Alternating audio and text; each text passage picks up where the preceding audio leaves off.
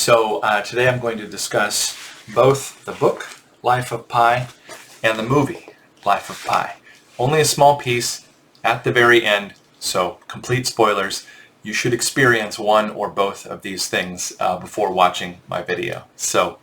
But if you've seen either one, if you've seen the movie or read the book, I'm going to talk about one of the final parts of both. And to me, I remember the first time I saw a scene from Life of Pi. I'd finished watching some movie in the theater, and I was walking out with my hands like this, and somebody came out of a theater door where it was playing, and I stepped in for a moment, and there was a canopy of stars on the screen, and water, and a boat, and it was such a beautifully shot scene. So I knew that I would see it later. There are certain aesthetics, I think they hit all of us, but that pulls me in. And so then when I watched the movie later, I found it to be completely profound and have an essential story about spirituality and our beliefs, what we believe. And I don't know, maybe it's too heavy-handed, I don't know, and maybe some people just reject it for whatever reason. But what I'm going to do is, for anybody who's seen it, the movie, you know that it's set up very early. This biographer is seeing Pi Patel, and he's heard that Patel has a story, that Pi has a story that will make him believe in God. And so he's like, that's how he leads into the thing, I was referred to you, and may I have your story? And I heard your story will make me believe in God. And Pi kind of smiles, and okay. And then he goes through the whole movie, and then at the end, now I'm going to read a couple pages from the book, and then it doesn't have in the book the final communication given in the movie, which was I use that word a lot. Profoundly delivered by the actor who I believe is passed, which is unfortunate. He was a beautiful man, beautiful actor. If he's passed, oh boy. There's the video. It's in the video, so I could be wrong. I'll check it later, I guess. But here's how it goes. So this is Pi Patel and his interaction with a couple of investigators, Japanese investigators for an insurance company. That you remember him interacting with them in the movie. From what I can tell, I don't think there's the biographer in this, the way they set it up in the movie. So here we go. Here's his interaction with the insurance folks. He's told his whole story. He's told both versions of his story, and with one with the animals and one with the brutality that actually occurred. Right, where his mom is killed and horrible things happen. So Pi Patel says to them, "You're welcome. But before you go, I'd like to ask you something." Yes? The Simsum sank on July 2nd, 1977. Yes. And I arrived on the coast of Mexico, the sole human survivor of the Simsum, on February 14th, 1978. That's right. I told you two stories that account for the 227 days in between.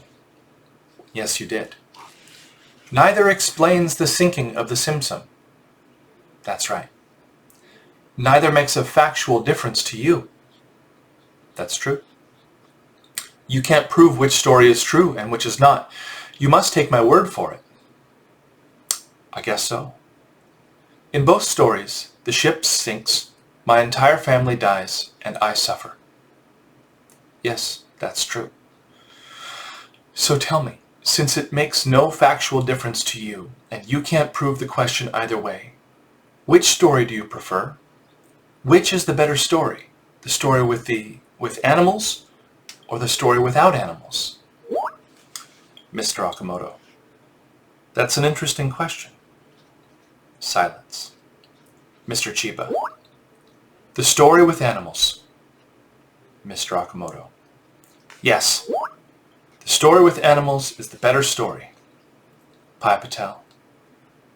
Thank you. Silence. Mr. Okamoto. You're welcome. Mr. Chiba. He's crying. Silence. Mr. Okamoto, we'll be careful when we drive away.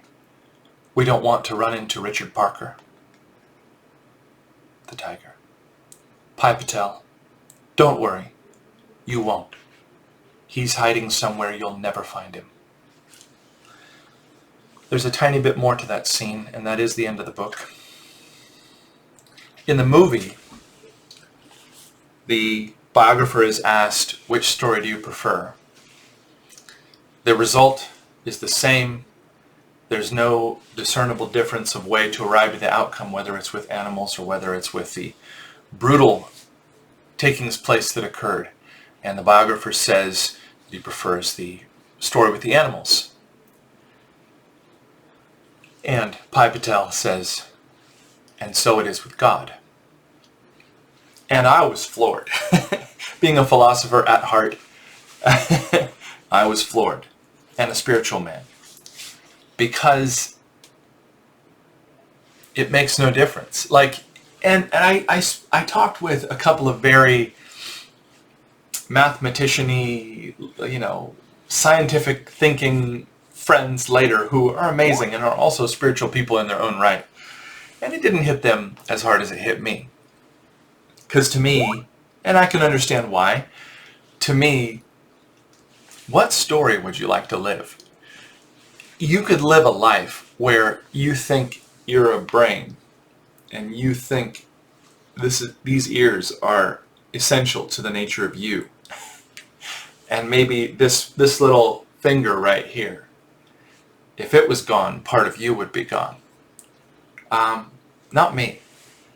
Now, we all have experiences, and some people have experiences where they go, I know I'm not a body. That's fine. Those are their experiences. Some people go, I know I am a brain, or whatever. And look, that's a belief, and you can have it. But when you live your life, what story would you like to live? Do you want to live the one where you're a brain? What importance will that be when the brain is dead and you're gone forever? Like you wink out of existence and have no more existence anywhere. Will you have been fulfilled during the time of life saying, I'm a brain, insisting on it, arguing with others perhaps, fighting about it and carrying on about it? Or might there be a better story for you to live and have and be, whether or not it's true, where you consider that you are a spiritual being or that there is spirituality? You can believe in a Christian God. You can believe in Allah. You can be a Buddhist. But there are better stories than the brutality that actually occurred in the story of the life of Pai, where his whole family dies and everything is gone. And you might say, well, he's not facing reality. So what? What is life? What is life but belief and our own expression of our belief? Does it cover up grief? Maybe some stories cover up grief, and a person might be relieved for uncovering the grief and confronting it. But do they need to confront that they are made of electrons and electrical impulses in a skull? Is that what they need to confront in order to have relief from grief? I know it's not true. So that's why a friend of mine pointed out, my best friend, he pointed out many years ago that he was interested in living better stories. Now, this wasn't a conversation about spirituality. But when faced with any decision in life, he would make a strong attempt to always choose the path for the better story. Sometimes that involved sacrifice, sometimes that involved pain, sometimes it involved just enjoyment. Sometimes whatever made the better story, he would always try to choose that path. And I think that's perfect wisdom. I think that's absolutely incredible because it's life and we should live it. And you go, well, I chose a better story and then this tragedy or this sadness or this event. Okay. Okay. You could not have known, oh, I chose this other route that wasn't as good a story and was safer, and then an earthquake occurred and the building fell on me. Instead of, whatever, you could think of something adventurous. I recommend don't do the math on life. Don't do the math. That doesn't mean, hey, go be crazy. That means live your own expression and live the best story for yourself that you can. And get caught up in whatever you want to, or don't get caught up in whatever you want to, but sitting around thinking that I'm this as a fundamental for your life is not going to help you. Whether or not it's true, it doesn't matter. So anyway, that's what I got out of Life of Pi. I was already on quite a spiritual path at the time in my religion. I'm a Scientologist. But that really, I look for wisdom in pieces anywhere I can get them. And that, I was like, that's a crystal clear piece of wisdom. No question about it. Folks ought to pay more attention because it's right there. I hope that helps, and I hope you have more adventure and a greater expression of life.